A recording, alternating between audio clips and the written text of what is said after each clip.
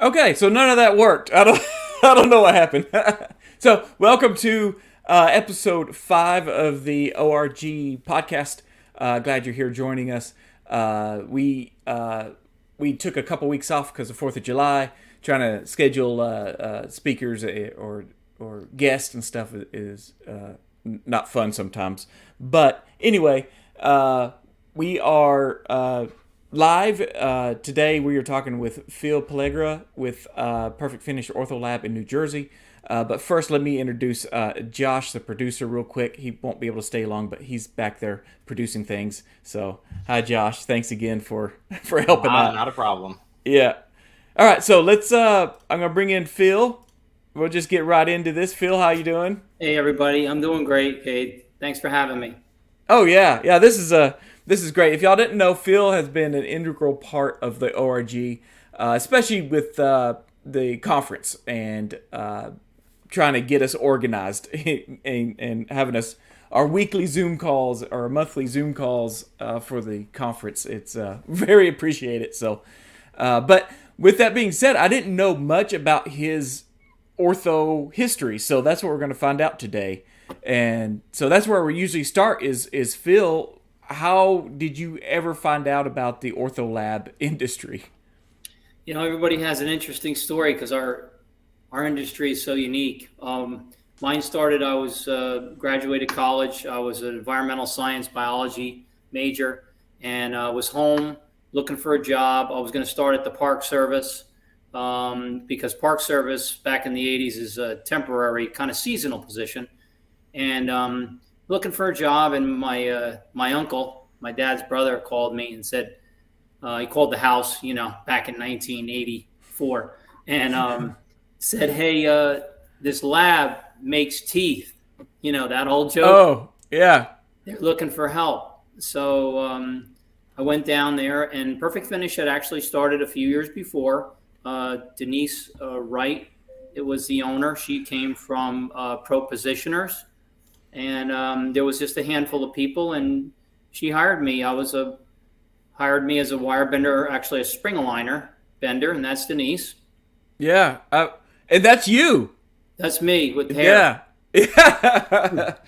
Y'all look like y'all are having a great time in that picture. That's a great picture. We were in the attic of a pharmacy right there. Oh, really? Yeah, Oh, that's the ceilings are slanted. You couldn't stand up unless you were in the middle of the lab. well. You And don't we need to had stand up in the ortho lab. It's all sit down at the bench, right? yeah, we used the bicycle pump to pump up the pressure pot. Um, it was back when you could start a lab for probably a few $1,000. Yeah, yeah, You yeah. bought a pressure pot, some acrylic, and some pliers, and So that was 1980. She started it in 1980, and then this picture looks like it's taken in '84. So you said you came in a few years after. yeah, that's Uh, '84. That's when, yep. And she was training me. I did spring aligners and setups because that was her specialty at Pro Positioner. She was the spring aligner person there out in Wisconsin, and then moved over to the Connecticut branch. That was before it was the AOA lab, which it is now. oh Um, wow. So they were the leader probably the leader, if not one of the leaders in the country back in the '70s. And she worked with Dr. Harry Barr, who was the spring aligner originator. Um, and, he trained her and they worked together. And so she passed on to me. Admittedly, I wasn't the best wire bender. She would tease me all the time. So quickly, she transitioned me into quality control, a client retention, getting new clients, and just kind of a supervisory role, still bending and setups. We were small. Like I said, we were like 5 of us. We grossed about, I think, 250,000 when I started. For in 1980, that's Yeah, great. yeah, it was. Yeah. It was a good business. Our area, the New Jersey, New York City, is. There's a lot of people here, and it's a very progressive, aggressive area. There was a lot of orthodontics going on, especially in the 5 boroughs, even back then. So we had all the work we could handle. It was just a matter of training people and getting it out there that we had a lab going here in New Jersey. That well, and that's amazing to think about. That y'all were just doing that with five people in the 80s. So you were saying she was in the Wisconsin area, and then when did she go into New Jersey? They Was that transferred her to Connecticut as a supervisor, and coincidentally, she met an orthodontist that was a resident in school up there, and then they were dating, and oh he was going to open his practice in New Jersey, and she followed him down, and she said, you know what, I'm going to open a lab, and she started just by doing his work, and then started going out, and she was very as a woman. Back then, as we know, in this field, it was male dominated with dentists and orthodontists back in the 80s. She called herself Denny on the phone oh to help buffer some of that. And in her letter, she signed it Denny. Until then, she went to the meeting and met him in person. And here's this blonde, blue-eyed woman, Priscilla from JBC has some great stories like that too. I bet. Same. Doctors meet her for the first time. She's been doing her work for I don't know how many years, and they didn't believe it was her. So she had to deal with that also. Yeah, it's challenging. So I think it was a good partnership from the beginning because, here comes a guy who's really aggressive, and I'm very interested in growing the lab. So, I was the one that started going out to the knocking on doors right away, and she was a really good technician. So she was good at training, running the operation from the lab, and I was out a lot. So she found your skill set fast. It seems like. Yeah, she said she saw something in me, and I'm eternally grateful. So how long did that go for? Y'all's team. Yeah, I would say about 8 or 10 years. Then she started transitioning out. She met an older gentleman. She was single, and he wanted to do a lot of traveling. She started spending a lot of time out of the lab. He had a boat, and they were sailing a lot, long trips. Like through the whole country, from Canada down to the Gulf, and things like that. She would be gone for months at a time, and I started running the lab. And after a while, I told her, I said, I just want to buy it. You're not here anymore. Right. And she wasn't sure about it at first because she had a really good thing going. She was getting paid. She had somebody running it. And she would, when she was there, she's a hustler. But I just said, no, this is what I really want. And I don't want to leave, but I want to buy the lab from you. So we brought in some legal minds to value the lab, and I bought it from her. And she held the note initially. Back then, I want to say I think it was about 800,000 back in the early 90s because we had built up to be over $1 million, in sales. And we had a merger and acquisition attorney come in, charge us a lot of money, but we didn't know how to value a business back, 30 years ago in the ortho lab. Right. Now everybody kind of has an idea what their value is. Well, let me ask this. The title of this was Ortho Lab to the Ortho Residencies or Ortho Schools. And, right. I have it here. And so all these, you just listed on your website, all these schools y'all work for. Now, did she start that, with her first, the orthodontist that she followed here, or? That was my thing. That's what that was your thing. Okay. Yeah, that was, I just felt like, where we were in that New York metropolitan area, as you could see, and there's more than that now. We had so many resident orthodontic training programs because it's just a hub. Yeah. And there's so many within driving distance of us. And there's another half dozen or more on there that we do work for now. So I started kind of going out and asking, because as you know, you have some accounts that might work at those institutions part-time teaching. Oh, yeah. Yeah. Especially the older folks. Yeah. They're transitioning out. A male or woman, male or female orthodontist is transitioning out and maybe wanting to give back to their field, and they're working, or maybe they're looking for benefits or whatever their thing is. So I started like meeting some of them and saying, hey, can you get me in to see the chairperson? Maybe we can offer something there, because it's very political. I can imagine. Yeah. Like Yeah. that's what I was going to ask. How did you this? How did you get your foot in the door?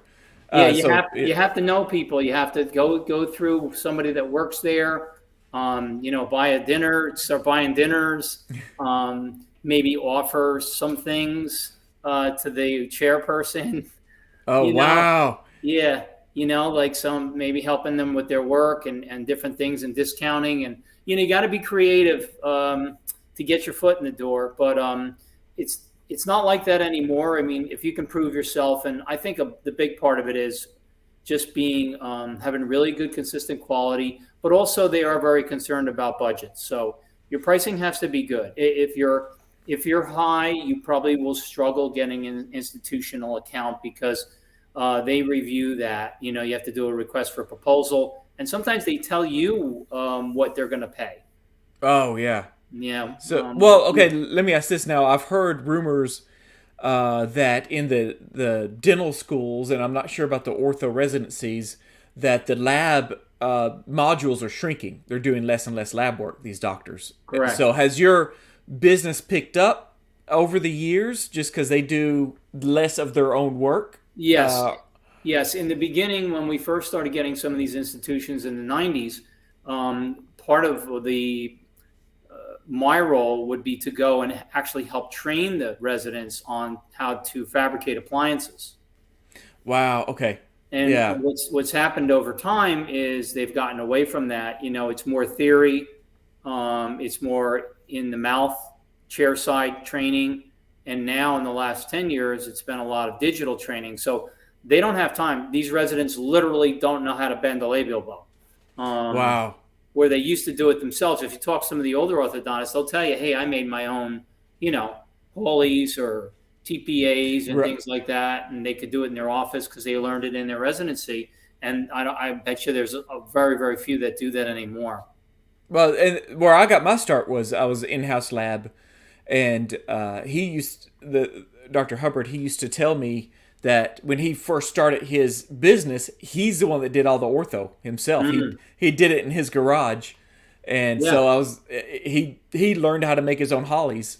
And of exactly. course, there were some amazing wire benders at that point because stainless steel wires, and they were putting first, second degree bends and all that stuff in the labial bows and stuff, or the Yeah. arch Well, wires. that's what I always try to, even today when I talk to some of the chair people at the institutions, I'm like, even an intro class for these residents would be helpful, because it's going to make them a better clinician, just being able to understand how the pliers work, Right. because they still need to do chair side adjusting, um, just in a different way. Oh, and also even adjusting. I mean, a lot of us use clear retainers now, but if some of them would like to try some Hawley retainers, it would help them be able to better understand how to adjust a retainer, clasping, labial bows, because that can be tricky too. You can Yeah. really mess it up, Yeah.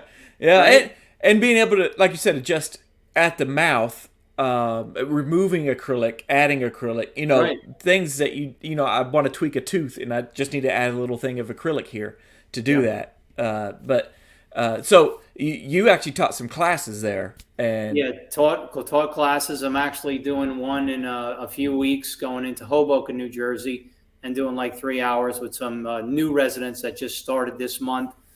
Because that chair of that program, he wants the residents to have a little bit more of a hands-on experience. Interestingly, he came from NYU many years ago, and he really appreciated the training that he got from us when he started. Um, wow. so, he's just carrying that forward to his residents and saying, hey, I really think this is a good idea. It's just a half day, but in a half day, you can get a Yeah, foundation.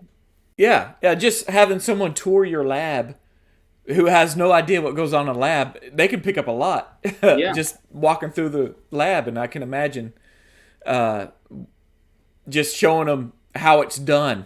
it's not a magic behind the curtain thing that happens No. for them. So for the other lab owners out there that are, or even managers or even technicians that are watching or listening, I would like to say that it's a really good opportunity, even if you don't make a lot of money necessarily at the institution for billing. You are meeting all these residents. That's my next question was Right. So, and when they graduate, there's a percentage of them that are going to at least try you because they're familiar with you. Maybe you developed a relationship, a working relationship, because you communicated over those 3 years, 2 years, whatever the years the program was, 2 or 3 year. Um, and, so they might reach out to you, especially if they stay in the area. Some of them go across country or maybe to another country, so maybe not. But there's generally some that will just stay in the same geographical area. So you get a shot at them. So I always thought of it as our marketing budget. Oh, Even if we just the didn't make a lot of discount. money on the account, Yeah, we would get maybe a few residents every single year, and that's how Perfect Finish grew. that's and your name. That's they know one lab and it's perfect finish. Exactly. So that advice to other labs, whatever area you're at, is great advice. Try to get to your local There has local to be school. there has to You're be close. plenty of them around, and some of them are small. We have some tiny ones that only have a couple, two, three residents. Some of them are in Oh, hospitals. really?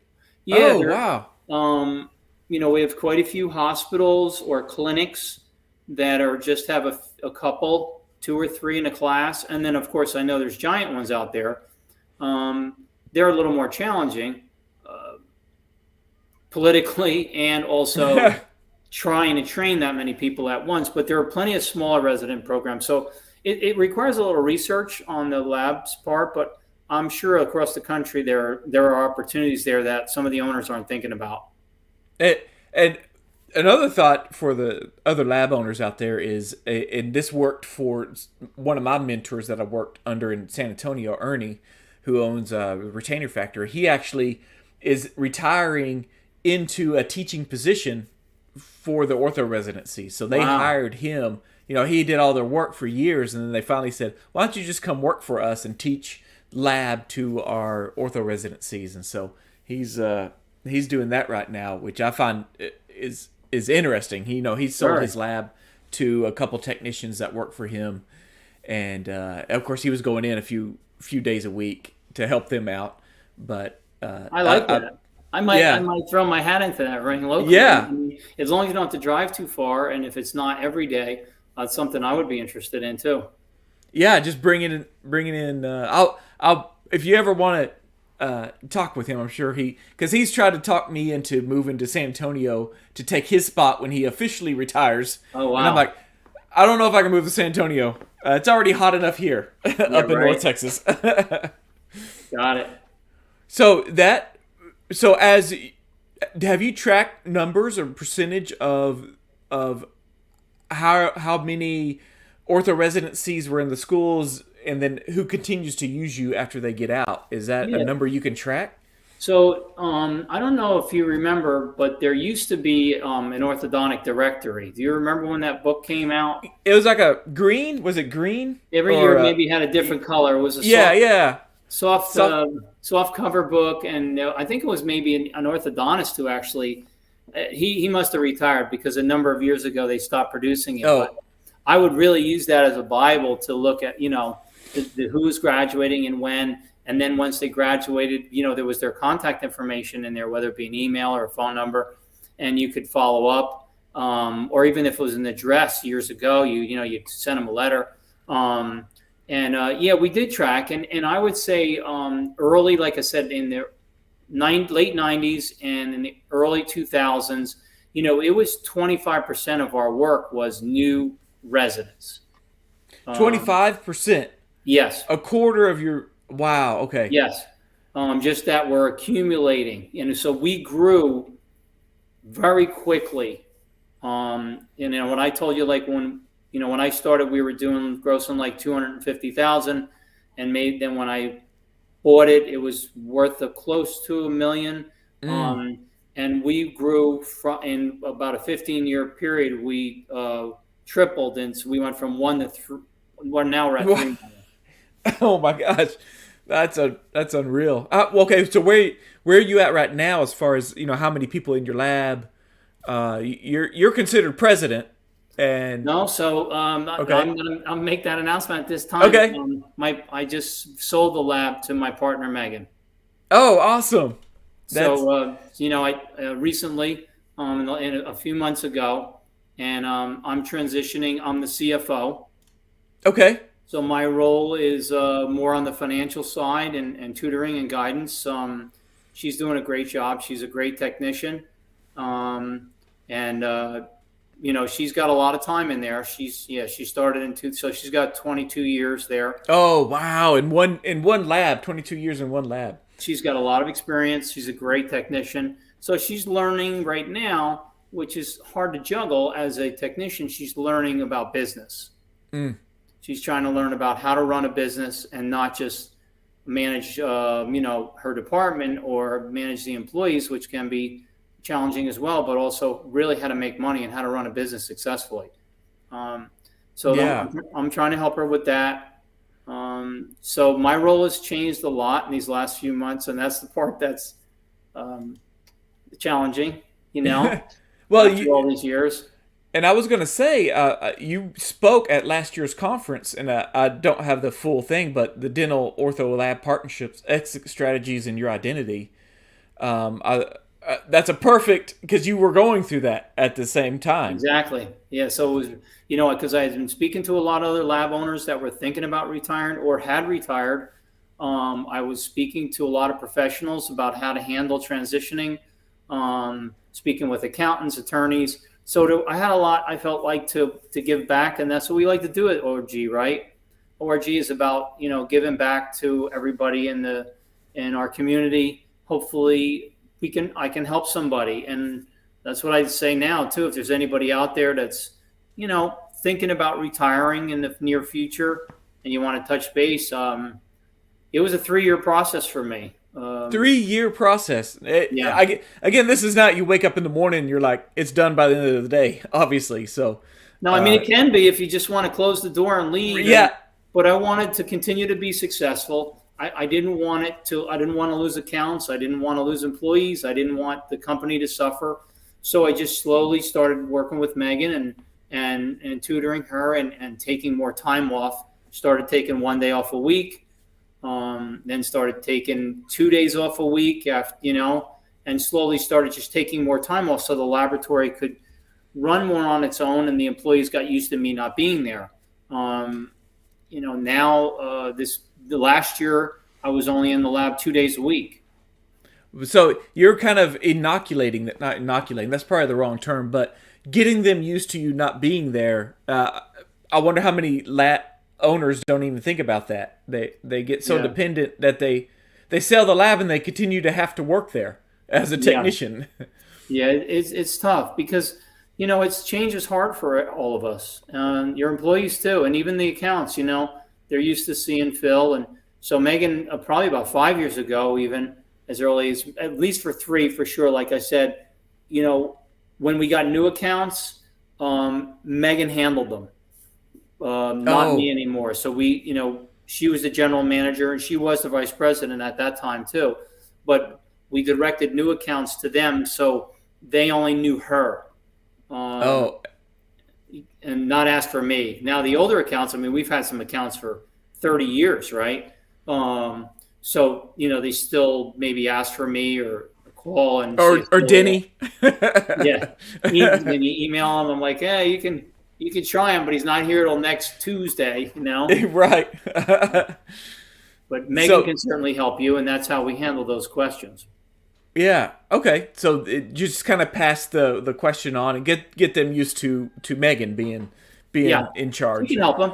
She knows what to do. It's just that they're not used to that. They're used to, when they call, they're used to asking for Kate. But if some point in the future, you transition, you say, okay, well, you're now going to talk to, Emily, whatever, Right. It takes a time, but people get used to it after a few phone calls, they'll catch on.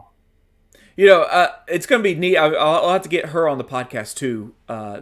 And just to let y'all know, if anybody's interested, I do have a video of Phil and Megan 2 years ago at the conference teaching about TADS, RPEs. So, she's used to teaching. Does she join you for teaching at the residencies and things like that? Well, she's taken that over. So, Okay. I still do some of it, but over the last number of years, we transitioned where now she's doing the lunch and learns. She's going out to the offices, and yeah, that was part of the transition.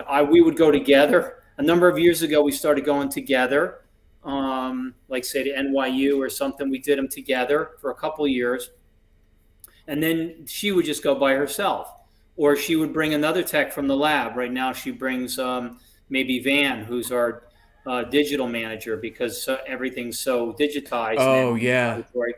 She can use him as a sounding board for some of the questions, to be honest, that she might not even be able to answer better, Right. as well as him. Because that stuff, it's a whole nother branch of the laboratory that she doesn't really work with every day.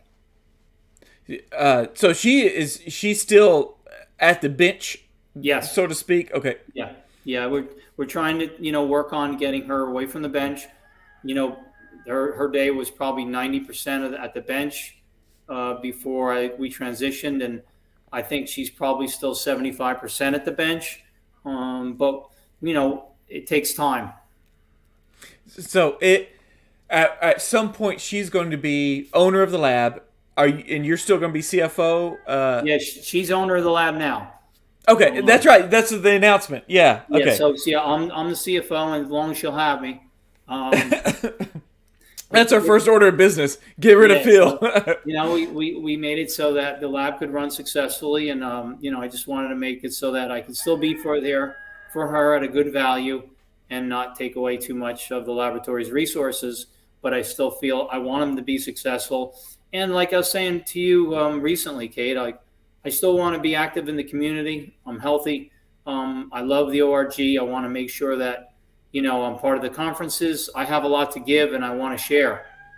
I think every year we need to have a course on, we talked about doing hands-on technical courses, but we also need the other end of the lab, the mature lab, the ready to. So I think every year we need to have the beginning and the end and everything in between. Yeah. At least one course for everybody.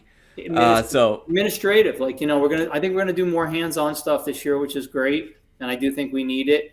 But there still needs to be the business end of things, because at the end of the day, you could be a great wire bender, but if you don't know how to run a business, you're not going to make money. Right. Yeah. Yeah. And just to remind everybody, the next conference is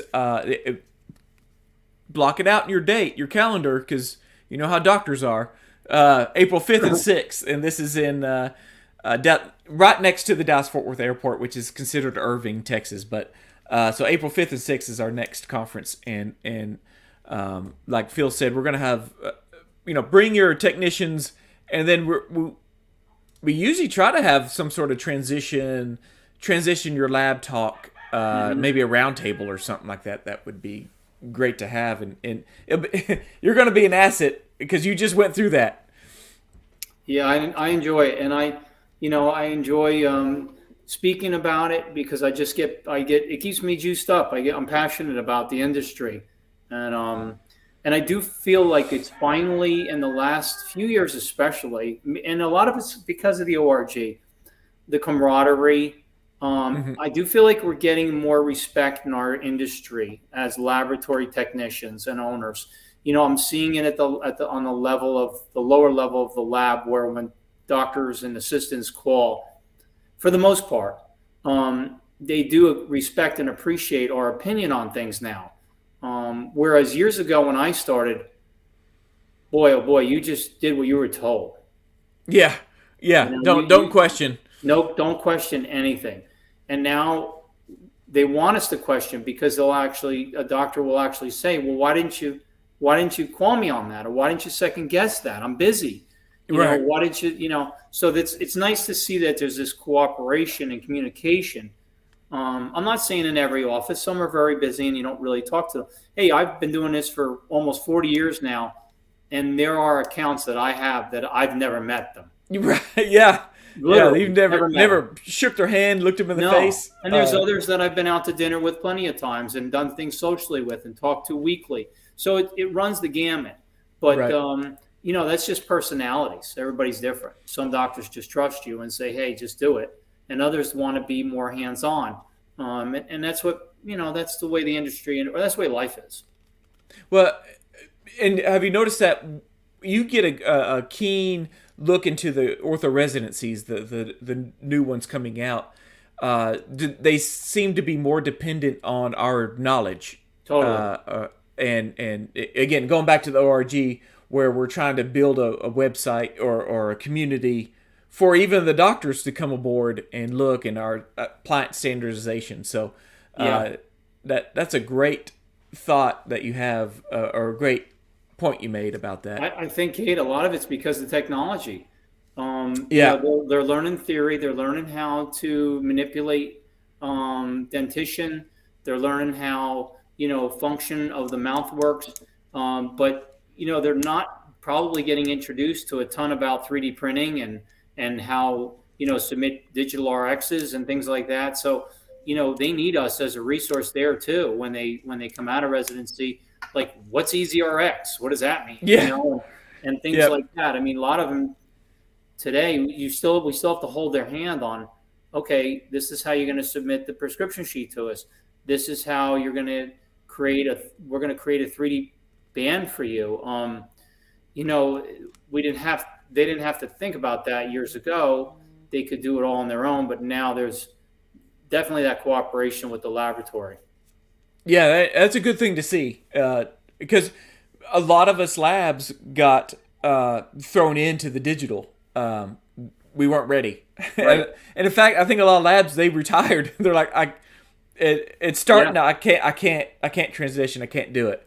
Yep. And so I know that the ORG has been very important to me in the community and the Facebook groups about finding out how to do this, because we just had to find out how to do the digital stuff just by doing it and making mistakes. And so now we've all become a resource to the doctors on one more level, not just retainers, but digital.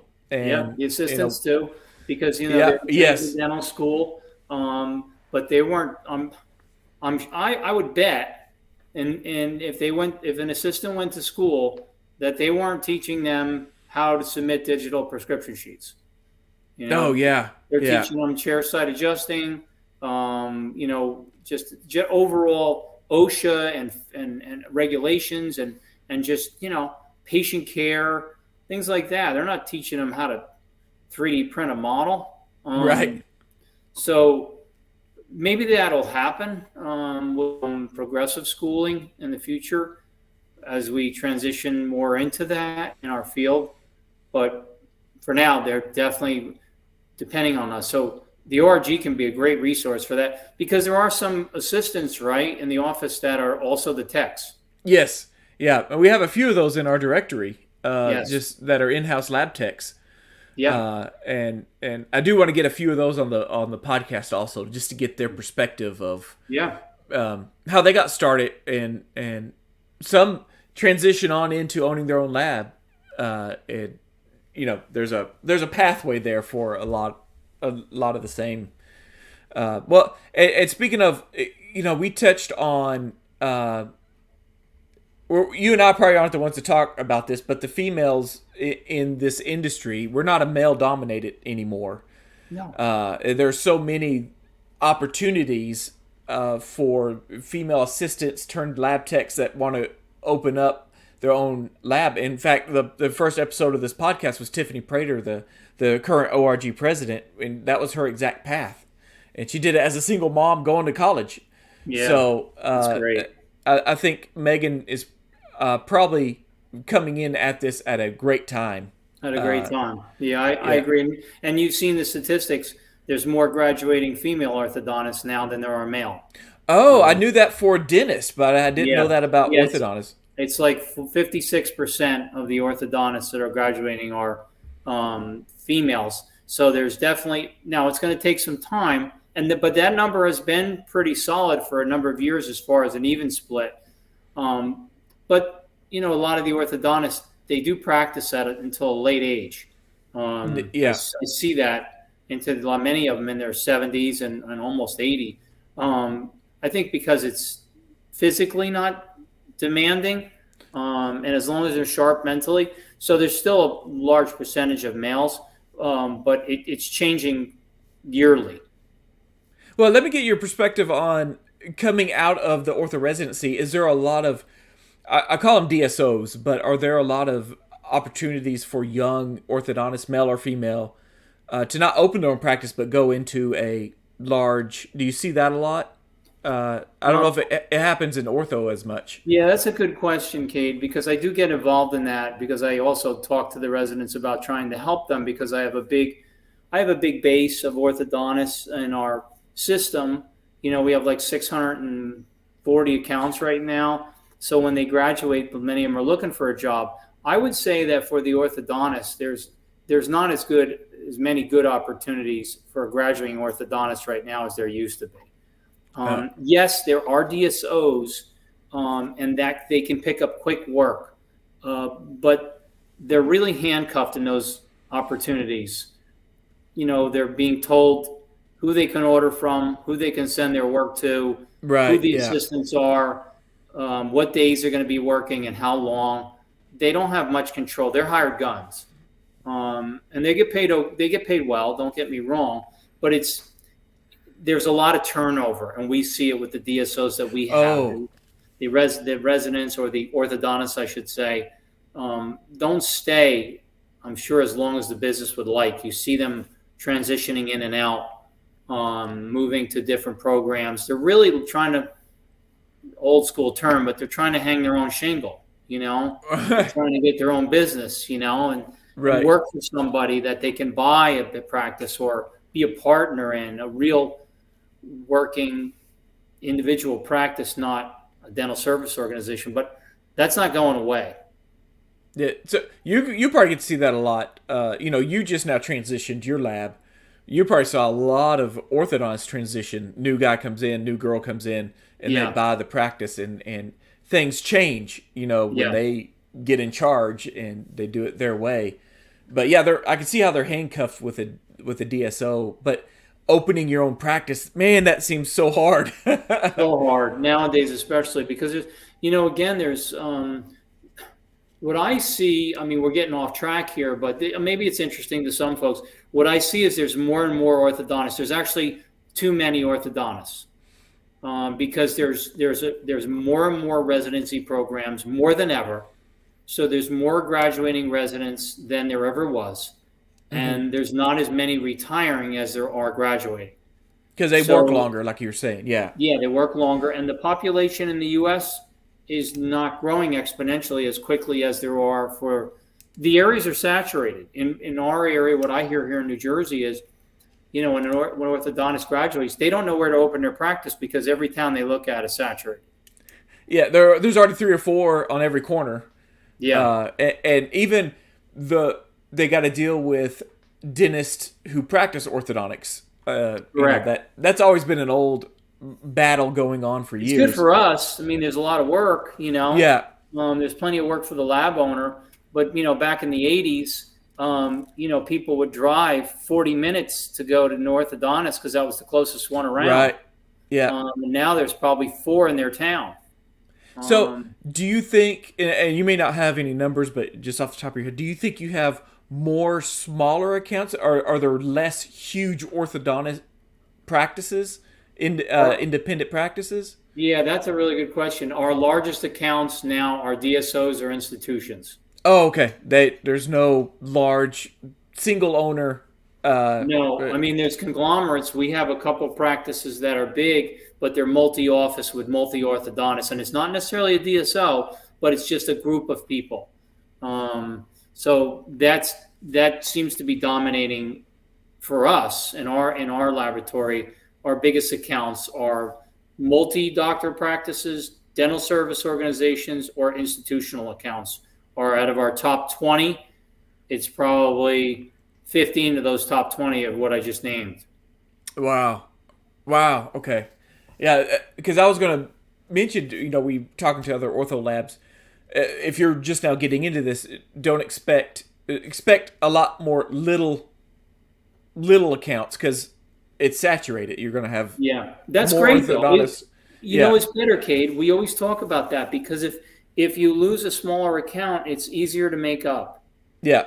You know, the rule of thumb that I always told in business is never get one account that's larger than 10% of your gross. Oh, interesting. Okay. Because if Yeah. you lose that practice, you're going to be really struggling. And you're at Um, their beck and call, your big yeah, accounts. but if you Uh, have 100 of them all at 1% and you lose a couple, you know, with a price increase or going out and pounding on a couple doors, you make it up in a heartbeat. So we try to keep track of that and be mindful of not letting any person dominate your laboratory because that person can really, or persons can really dominate your business if they are your only work, your right. main source of work. They kind of hold you hostage, like, oh, we need this back immediately, or we need this at a lesser price, and you're like, I'm afraid to lose them. I'm going to do what they say because otherwise I'm going to Right. have to let some people go. Right? Yeah. Harder to raise your prices for sure because then they got leverage and Leverage, tons of yeah leverage. I'm your and biggest account. What are you going to do for me? You know? right. Yeah. And then also not only that, but when they retire or when they sell it to the next orthodontist, and that orthodontist has she has a connection with another lab, so Right. that I could see that being a problem. So it's almost a better thing for us labs that there's going to be a lot more orthodontists, but they all may be smaller accounts across Yeah, I the think it's a board. good thing. I agree. I think it's good for the industry. I mean, it's great for the orthodontics. We're seeing like less laboratories, right? Because of what you said. The digital age pushed, unfortunately, some of the laboratories out of business, especially the older folks that Hmm. didn't want to deal with it. We're seeing more residents. So I think for a laboratory, for the orthodontic laboratory, there's plenty of work out there. And going pulling this back to ORG, we're not competitors anymore, really, between labs. There used to be such contention between, you know, hiding price lists and going after someone else's clients. Now it's my philosophy is a orthodontist will find a lab that works best with them or for them. Right. So if I don't get their business, but my friend down the street does, that was just a better fit. So with the ORG, it's really great going to the conferences. We keep bringing the conferences up, but it's really great in meeting other labs and knowing that there's somebody out there that has the exact same problem you do. Yeah, the And roundtable was spectacular. When we oh had that yeah, at the end with, I don't know how many of us were there, maybe 50 or 60 people on all those little individual tables, yeah, and we were going through topics, and we talked about prices and to talk about and to be able to share now with other lab techs and owners and managers about what we charge for this and what do you think, is that fair, or should we charge more or less? And um, it's the ORG has provided such a great resource at the conference. If you haven't come yet to one, if you speak to somebody who's been, I guarantee they no, tell you they got so much out of it. For 2 days, it's just the camaraderie alone, but also the information. I mean, we're a mid-sized lab, and I've learned so much even to speak into people like yourself of a smaller lab because there's things to learn from each other. yeah. But when you have a problem and then you're at the conference and you talk to another lab who had the same problem, and then there's a solution. It's like, oh, this is what I did. Oh, Hmm. and you immediately take that back home. Like I mentioned him before, Ernie. He called it the pearl. When he would try to bring in other orthodontists or ortho lab speakers and stuff. He Right. said, I can always go to these conferences. They may cost $1,000 to attend with travel and hotel and everything. But there's always that one pearl. I could come back and institute it immediately and Yeah. start saving money or better production or something. Yeah, Uh, it's gonna save you money, or you're gonna make money from that. So it's a really good investment. You have to invest in your business, improve yourself, it's hard to improve yourself when you're just sitting at the bench. You need to take some classes, talk to other lab owners. I mean, boy, I Listen wish to some podcasts. yeah, listen, I wish I had this years ago as far as being able to have the camaraderie. I mean, the camaraderie that the board has formed, what we do and share with each other, we've all grown so much together. And it's a mix, right? The board is made up of from one man lab to three person Yep. to 30 to 50 to 70. I mean, we have a mix, and we all share this most of the same issues. Yeah. Yeah. It just different scale. Uh, Yeah. so finishing this up, let's talk about future. What's your future plans? How you see yourself in 5 years or so, and then the industry as a whole. For me, 5 years ago, I'm not going to be working. 5 years from now, you're From not going to be now, working. You're going I'm to be hoping. fishing. Yeah, I'm not helping to, but I'm hoping in the next couple of years that I continue to be a big part of the ORG, help Megan at Perfect Finish, um, and I'm still also active in some other communities, other orthodontic communities that have maybe a different application in laboratories and some smaller lab groups that aren't part of the ORG. Just some friends, and we share things more openly. And I'd like to bring some of that to the ORG. But I want to continue to be the CFO at Perfect Finish as long as I can. What I will say about the industry, I am a little nervous for our industry long term.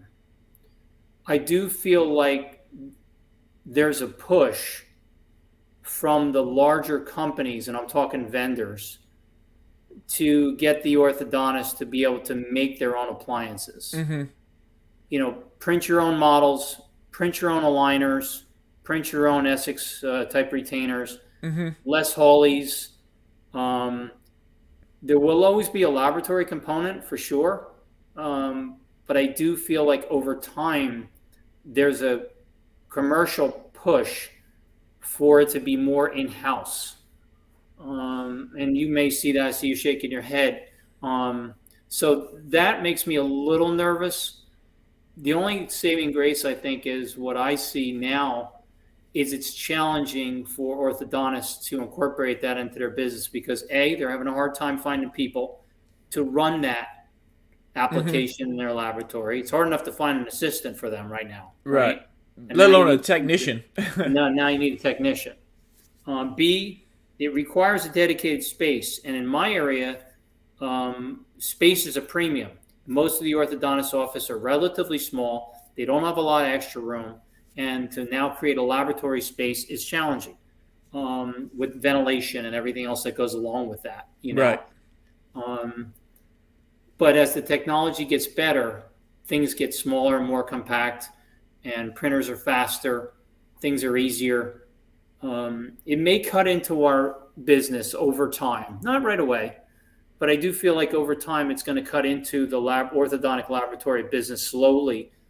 But maybe it's organic enough that it'll just be where some of the older labs transition out anyway. That's the only thing that I see where it creates a little bit of anxiety, I think, long term. Well, I think we touched on something that could also help you is becoming a resource. How obviously the increase of questions coming in from the orthodontist and the assistants and stuff has increased, and I think the lab may just become a consultant in their field on how to make appliances. Yeah, I think there's always going to be fixed work because that's a little more difficult, like Right. we talked about early on when we were just getting started. Is about soldering. That's messy. That's ventilation. That's a little different type of equipment. But doing invisible retainers on a 3D printed model is not rocket science. People can do that in the office. They could get young people to do that. Yeah. High school kids. But fabricate an RPE and solder it and to get it to fit right, or even if they want 3D printed bands, that's probably going to always be sent out, or at least for a long time. So we'll always have a niche. It just may change. Me, I might have to be more creative. That's all. And it's not going to be Hawleys. Yeah, we just got kind of like the study models. They're gone. Yeah. They're gone. I mean, to me, it happened quick. I didn't even realize it was happening until it was like I haven't done a study model in 4 years. And in 10 years, you may be saying that about Hawley retainers. You might Yeah. just only have a couple clients that might want them, some older folks that are still using them. But I mean, the residents are they're doing their invisible retainers Yeah. in the universities. Yeah. Well, this is usually where we do Q&A. We do have one. We have one from Jacob. Between the years of experience from you both, what are some resources you'd recommend someone to read, listen in order to grow as a tech? Okay. So, I always got the Journal of Clinical Orthodontics. That magazine is a lead magazine for our clients, and it's not inexpensive. It costs probably I'm going to say a few $100s a year, maybe 250, oh something like wow, that. It's yeah, expensive, but you get a monthly magazine, and it's very informative. It's worth the investment. You get to learn what the orthodontist is reading every month, as far as what are right, the new appliances, what are the new theory that's being taught, and it's worldwide. There's contributing editors from all over the globe. Um, LMT is a great resource. That oh yeah, magazine is great. If you don't get it, you should get it, and you should read that every month. It's fantastic. And there is also some really good orthodontic journals. I don't have them here, Cade. Maybe you have some, but just tech books on oh on orthodontic terminology. yeah, oh yeah, yeah. Do you have Like any of those? the Great Lakes, that Yeah. Great Lakes book. I mean, that was valuable to our industry. And then Inman, Don Inman, he passed out that one just a whole book just on his Inman aligner, which is interesting to look through. So And creating a if you, library is what you're saying. Exactly, and if folks want to know it, Kate, you could probably show them. If they go to our website, we have all the appliances there, the fabrication standards, which we're trying to do is, if we can at some point create a national standard for how to fabricate, not how to make it, but what the standard would be for a specific appliance. So you could go and look at these appliances, and it's all there for all the members.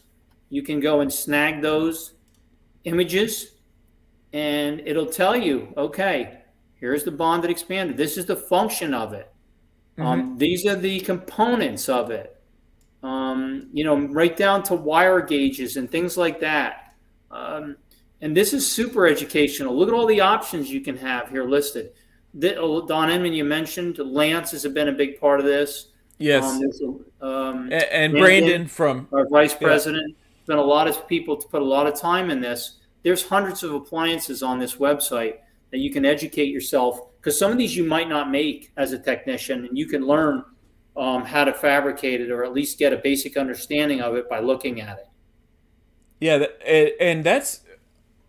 I'm glad you brought this up because that led it right in here to answering that question. This is something I needed whenever I first started. There was a book that had this, and I can't even find it anymore. And each page was one appliance, and a lot of us technicians, if you just show us a picture, we could make it, and we just needed to know what a picture of a Gemini was, because Right. somebody asked for it. I was like, I have no idea what that is, and I'm like, oh, it's a 3-3 clip. There's 3 different names for the same appliance on each one of these. So Well, yeah, now those are they can go to our website, and it's all there. And if there's something that's not there, if somebody sees something that we missed, that they could send us a message, contact us, and say, hey, you missed this appliance. Can you add it? What Lance's goal is, and maybe Tiffany's talked about it too, is try to incorporate this into the institutions, into the yes, universities, so that we all have a common language for what an appliance is. So when somebody talks about yeah, a Schwartz plate, what does that really mean, or a sagittal, or whatever, an RPE? If they use this in their training, then we'll, at least that over time, we'll be all have the same terminology when we request an appliance. You've had that. Yeah. An Oh yeah. orthodontist asks for something, you're like, I never even heard of what you're talking about. Then you find out later it's something else that you make, Yeah. but they just It's like didn't call it, I make right? 100 of those a month. Right. But they You called it just a linguine or something, and yeah. it's because of, Linguini. right. It's because some doctor that in their residency probably told them that's what it was, and that's all they know, and that's fine. Yeah, Um, or MRE instead yeah, of a RPE. yeah. That was a one that I ran across, and I'm like, oh PE, no. Hyrax. Yeah, There's probably 10 names for an RPE, and it just depends on who you spoke to, how you were trained, and where you went to school. yeah. So we do have one more question. Same from Jacob again. How long would you say someone should be in the ortho field before they start thinking about starting a business or even getting certified? So I can speak to the certified part because I don't know how it is in New Jersey, but in Texas we got to be certified. But it turns out to take your CD in Texas, you to open your own lab, you have to have a CDT on staff, 30 hours a week. So that's usually the owner. So to be able to take your CDT exam, you need to have 5 years of attested lab experience. Like someone's got to say this person has worked for me for 5 years, and that allows you to take the test. Now, to be able to pass the test, I think the average is 9 to 12 years of lab work to be able to pass the exam. Wow. So, as far as certification, you're looking at over a decade, and I think that's where Texas want it to be the leader in. If a doctor calls up a Texas lab, they know that there's someone there with at least a decade of lab experience to talk to, not someone who just opened it up last night. But as far as you, how long do you think it would take someone to work in a lab that they could then go and open their own or buy the lab from their current owner? Yeah, that's a really tough question. I mean, Yeah, everybody's different. Yeah, I didn't know that you had to take that was that long, and we're not a certified state here in New Jersey. Yeah, But everybody would be different. I mean, I felt like within a few years I was able to run a business, but that's a good question. I just think it's individualized. Some people may go their whole life and not be ready to run a business because it's a different mindset. There's a high failure rate in running, to trying to run your own business. Well, like you said, you weren't the best wire bender, but you had skill in the business, and she saw that. Tease me all the time. Even the technicians would tease me, like, "But Phil, that's not your strength." But I was a good businessman, and I went back to school right away and started taking business classes, and so it was a good marriage, and every partner that I had after that, because I had a couple, and leading up to Megan, they were better techs than me, but it was a good marriage because they were good technicians, and I was a better business owner manager. You do need somebody if again you want to make money, and you could say the same thing for an orthodontist. We all know orthodontists who are great orthodontists.